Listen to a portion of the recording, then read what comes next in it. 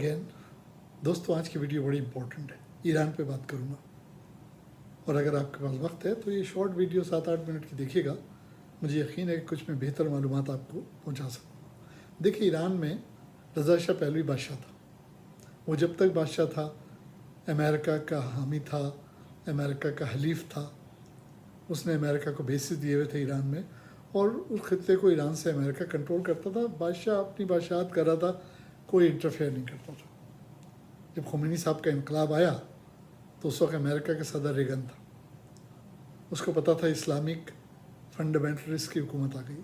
उसको ये भी पता था कि ये लोग जो हैं ये खिलाफत लाना चाहते हैं, या वही इस्लाम लाना चाहते हैं जो हुज़ूर अकरम सल्लल्लाहु अलैहि वसल्लम के ज़माने में आया था। तो वो डर गए, उनको समझ भी नहीं आया कि क्या होगा। तो लिहाजा आप देखें, ईरान अमेरिका के जब से टेंशन शुरू हो गई, ईरान ने अमेरिका के कैदी पकड़ लिए, उनको रेगन की पुरानी मूवीज़ दिखाई ईरान में, और यहाँ ये अमेरिकन ईरान के ख़िलाफ़ एक्शन लिया, सैंक्शन लगा दिए, जो वो कर सकते थे उन्होंने किया। और ये तो अल्लाह ताला की मेहरबानी है कि ईरान सर्वाइव कर गया।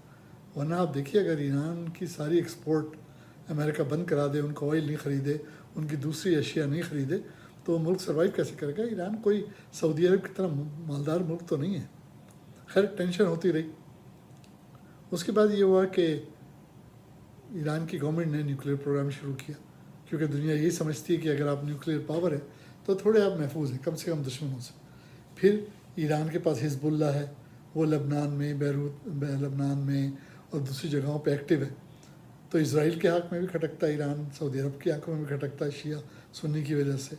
वहाँ भी आपको याद होगा एक ज़माने में सऊदी अरेबिया में, ईरान में और सऊदियों में बड़ा क्लैश हुआ था हज के मौके पे। तो वो कहीं ना कहीं वो एक कोल्ड वॉर चल रही है।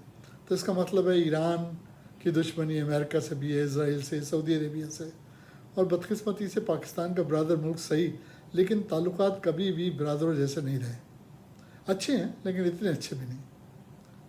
अब खुमैनी साहब के आने के बाद, इस्लामी हुकूमत आने के बाद, दुनिया ने ईरान को दूसरे तरीक़े से देखना शुरू किया, और उसकी वजह से दुश्मनी और बढ़ गई।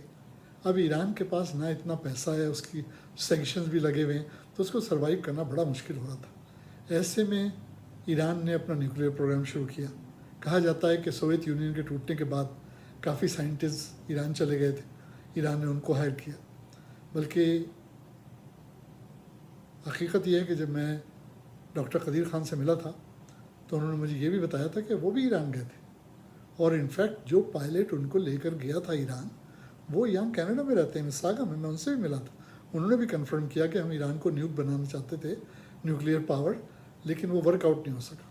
लीबिया भी गया था पाकिस्तान बेचने के लिए अपना न्यूक, और दूसरे ममालिक में भी गया था। बहरकैफ ईरान ने अपना प्रोग्राम जारी रखा। वक्त गुजरता गया, ओबामा का टाइम आ गया।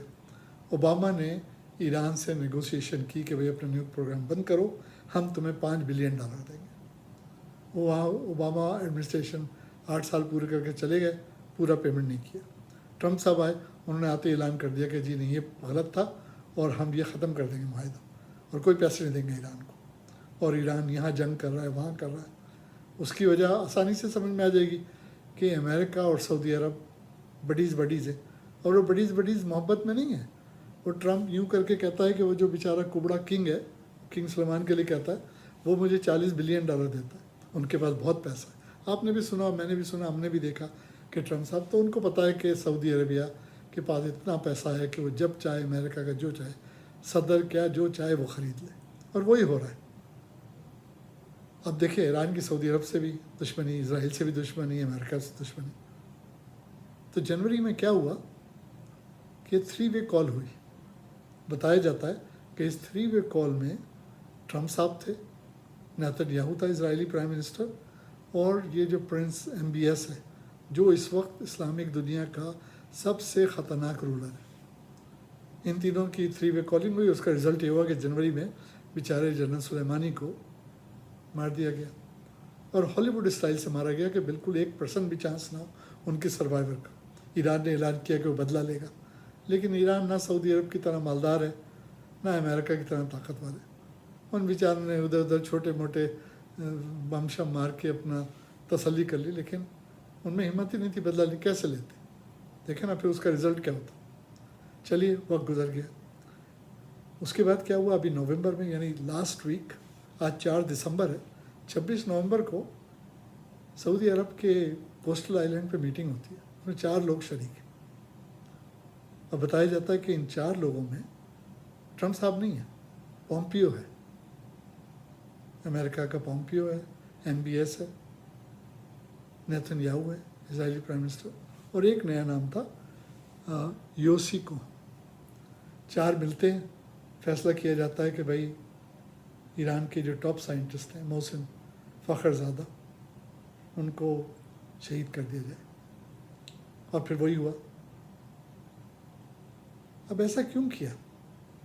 دیکھیں ٹرمپ صاحب نہ رزلٹ ایکسیپٹ کر رہے ہیں الیکشن کے، نہ وہ جانا چاہتے وائٹ ہاؤس، وہ ہر ممکنہ کوشش کر رہے ہیں کہ وائٹ ہاؤس سے نہ آیا جائے، لیکن جانا تو پڑے گا، 20 جنوری کو ان کو وائٹ ہاؤس سے نکلنا پڑے گا۔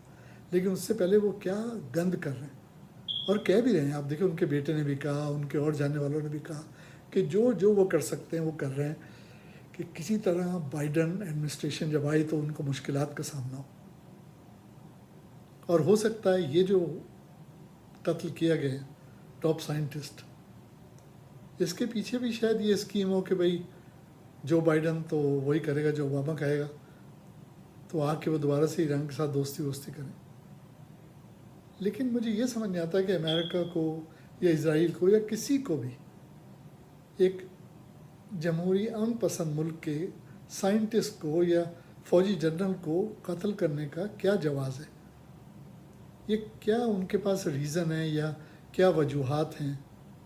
آپ اپنا مائنڈ کریں بزنس، لیکن یہ تو ہمیشہ سے ہوتا ہے۔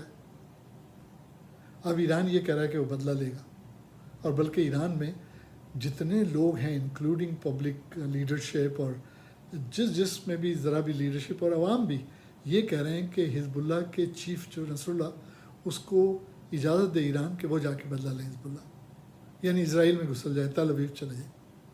ارے یار بیوقوفی کی باتیں کوئی ایزی تھوڑی ہے۔ یقیناً انہوں نے آپ کے بندے مارے ہیں، آپ کا دل جل رہا ہوگا، آپ بدلہ لینا چاہتے ہیں، لیکن ہر ایک کا ایک طریقہ ہوتا ہے۔ میرے خیال سے تو ایران کو ویٹ کرنا چاہیے کہ یہ ٹرمپ جائے، جو بائیڈن کی ایڈمنسٹریشن آئے، اور جو بائیڈن کی ایڈمنسٹریشن اوباما کی ایڈمنسٹریشن ہے، اور وہ ایران کے بہرحال دوستی اور فیور میں ہیں اور چاہتے ہیں ایران کے ساتھ نیگوسیشن کرنا، اور ڈیفینیٹلی جو انہوں نے پرانا وعدہ کیا تھا یقیناً وہ اس کو ریوائیو کریں گے۔ تو میں سمجھتا ہوں ایران کو تھوڑا سا تحمل سے کام لینا چاہیے، تھوڑا سا ویٹ کرنا چاہیے، جو بائیڈن آ جائے جنوری 2 کو ٹیک اوور کر لے، پھر ایران اس سے ڈائلاگس کرے، نیگوسیشن کرے۔ بدلہ لینے میں ٹائم نہیں لگتا، لیکن ٹو بی آنیسٹ نہ ایران کے پاس دولت ہے نہ ریسورسز ہیں کہ وہ اس طرح بدلہ لے سکیں کہ جس طریقے سے ذہن میں ہوتا ہے بدلہ لینے کا۔ یعنی ایران میں یہ تو دم خم نہیں ہے کہ وہ جا کے امریکہ کا ٹاپ جنرل مار دے یا ٹاپ سائنٹسٹ مار دے، تو وہ کیا کریں گے؟ جا کے شہریوں کو ماریں گے، ہے نا؟ اور وہ ایران کا موٹر نہیں ہے، ایران تو اسلامی ملک ہے، وہ شہریوں کو نہیں مارتا۔ تو صبر کرنا چاہیے، جو بائیڈن صاحب آ جائیں ان سے نیگوشیٹ کریں، ڈائلاگ کریں، اور اس کے بعد اگر آپ کو بدلہ لینا ہے تو اور بھی بہت سارے طریقے ہیں۔ تو آئی ہوپ کہ ایران کی لیڈرشپ ویٹ کرے گی، جو بائیڈن ٹیک اوور کرے، اس کے بعد ان سے ڈائلاگ کریں، نیگوسیشن کریں، اور اس کے بعد کوئی لائحہ عمل تیار کریں کس طرح بدلہ لینا۔ اگلے ویڈیو تک کے لیے فی امان اللہ۔